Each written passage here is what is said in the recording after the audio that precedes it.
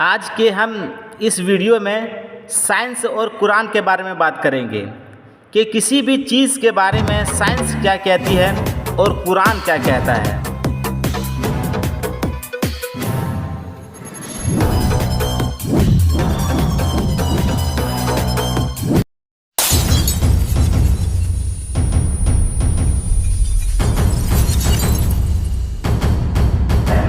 सबसे पहले हम सूरज के बारे में बात करेंगे कि सूरज के बारे में साइंस क्या कहती है। चलिए जानते हैं। एक साइंसदान जिसका नाम निकोलस है, वह 1512 ईस्वी में अपने रिसर्च के जरिए लोगों को बताया कि सूरज एक जगह रहता है और प्लैनेट उसके चक्कर लगाते हैं।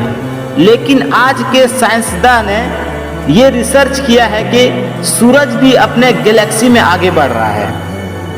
ये नजरिया तो साइंस का है, लेकिन कुरान इसके बारे में क्या कहता है। सूरतुल अंबिया आयत नंबर 33 में लिखा है कि वो अल्लाह ही है जिसने रात, दिन, चांद और सूरज को बनाया और ये चांद सितारे अपने ही दायरे में तैरते हैं। चलिए अब दूसरी बात की तरफ चलते हैं।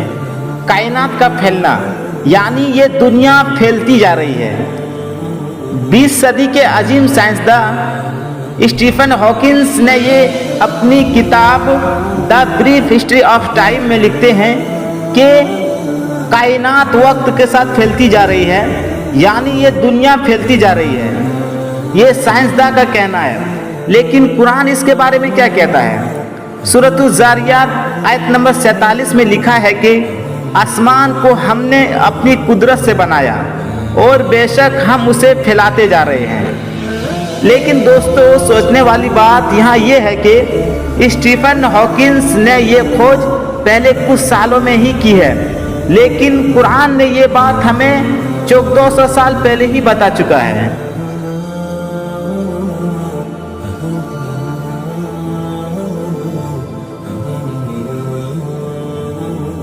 चलिए अब दुनिया के बारे में जानते हैं। दुनिया गोल है, मतलब दुनिया अंडे की तरह है।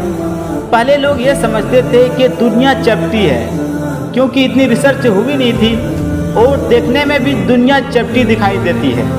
लेकिन 1577 ईस्वी में फ्रांसिस ड्रेक ने जब समंदर पर सफ़र किया, तब ये बात लोगों को पता चली कि दुनिया गोल है।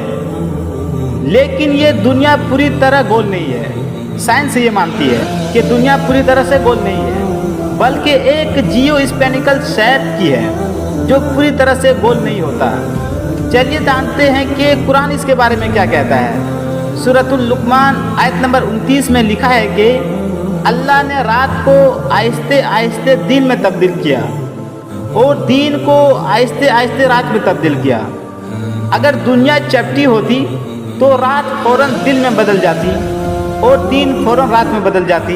चलिए हम इसको एक मिसाल से समझते हैं। अगर हम किसी चपटी चीज़ को रोशनी के सामने रखते हैं तो उसके पीछे का हिस्सा पूरी तरह से अंधेरा होता है। लेकिन अगर हम इस चपटी चीज़ को मोड़ते हैं तो पीछे का हिस्सा फौरन उजाले में बदल जाता है।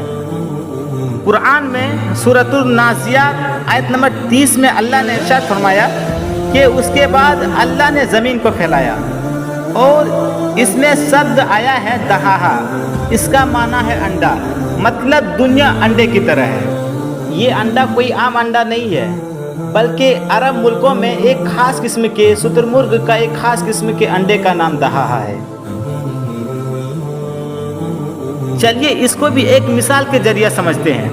हम एक बॉल को रोशनी के सामने रख कर उसको आहिस्ता आहिस्ता घुमाते हैं तो पीछे का हिस्सा आहिस्ता आहिस्ता रोशनी में बदलता है और आगे का हिस्सा आहिस्ता आहिस्ता अंधेरा में बदलता है। इससे पता चलता है कि दुनिया गोल है, यानी अंडे की तरह। चलिए आगे देखते हैं।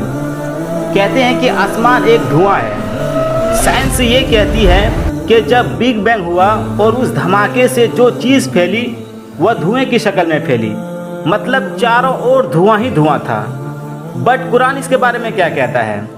कुरान इसके बारे में सूरत उस सजर आयत नंबर 11 में कहता है कि जब ये दुनिया वजूद में आई तो वह एक स्मोक थी, एक धुएं की शक्ल में थी। लेकिन सोचने वाली बात यहाँ ये है कि ये उस वक्त की बात हो रही है जब दुनिया वजूद में आई। उस वक्त की बात कौन बता सकता है सिवाय अल्लाह तबारक व तआला के। और कहते हैं कि आसमान एक छत की शक्ल में है। आसमान ज़मीन के चारों ओर लिपटे हुए कंबल की तरह है जो ज़मीन को जमा देने वाली ठंड से बचाए रखता है। आसमान के ऊपर का टेम्परेचर -270 डिग्री सेल्सियस होता है जो कि ज़मीन को ख़त्म कर सकती है। और आसमान सूरज की अल्ट्रावायलेट रेडिएशन और जमा देने वाली ठंड दोनों से बचाता है। बट कुरान इसके बारे में क्या कहता है?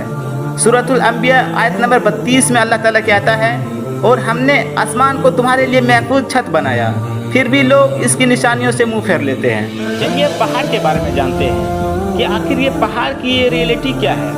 साइंस के मुताबिक साइंटिस्ट जियोफिजिक्स वह फ्रैंक्स प्रेस की किताब द अर्थ में लिखता है कि पहाड़ असल में एक खोटे की तरह होते हैं। वह जितना ज़मीन के ऊपर होते हैं उससे कहीं ज़्यादा ज़मीन के अंदर होते हैं। इसकी एक सबसे बड़ी मिसाल दुनिया की सबसे ऊंची चोटी माउंट एवरेस्ट की ऊंचाई लगभग 9 किलोमीटर है और पहाड़ के नीचे की गहराई लगभग 125 किलोमीटर है। और इसका पता 20वीं सदी की शुरुआत में प्लेट टेक्टोनिक की तकनीक के बाद ही मुमकिन हो पाया। बट कुरान इसके बारे में क्या कहता है? कुरान में अल्लाह ताला ने सूरतुन नबा में क्या बताया है कि क्या हमने ज़मीन को आराम जगह नहीं बनाया और पहाड़ों को मेखे। मतलब ये है कि पहाड़ जितना ऊपर की तरफ होता है उससे कहीं ज़्यादा नीचे की ओर होता है। चलिए अब लोहा के बारे में जानते हैं कि आखिर ये लोहा कहाँ से आया है। लोहा, आज साइंस ने इस बात का पता लगा लिया है कि लोहा कहाँ से आया है। असल में दोस्तों लोहा इस ज़मीन में पैदा होने वाला कोई धातु नहीं है, बल्कि ये बाहर से यानी पृथ्वी ग्रह के बाहर से आया है। लाखों साल पहले उल्का पिंड टूटकर पृथ्वी में आ गिरे जो कि ज़मीन के अंदर धंस गई, उसे ही लोहा कहा जाता है। पता ये चला कि लोहा यहाँ का नहीं है बल्कि पृथ्वी के बाहर से आया है। बट कुरान इसके बारे में क्या कहता है? अल्लाह ताला कुरान में सूरतुल हदीद के अंदर कहता है कि हमने लोहे को ज़बरदस्त ताकत देकर ज़मीन पर उतारा और उसके कई फ़ायदे हैं। यहाँ बात की गई है ज़मीन पर उतारने की, यानी कि ज़मीन पर कहीं और से उतारा। जैसा कि साइंस कहती है कि लोहा उल्का पिंड के टकराने से ज़मीन पर आया।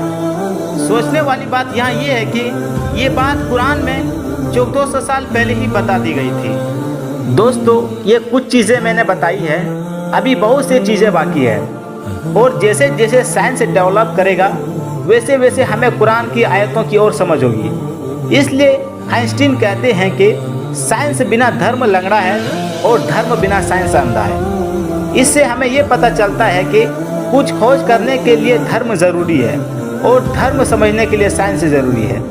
और मेरा वीडियो बनाने का मकसद भी यही है कि कुरान को पढ़ने के साथ साथ उसका मतलब समझना ज़रूरी है, जिससे हम इस दुनिया को कुरान से रिलेट कर पाते हैं। और हम अल्लाह तबारक व तआला को तो खालिक कहते हैं, लेकिन हम उसको साइंस के बगैर अच्छे से नहीं समझ सकते हैं।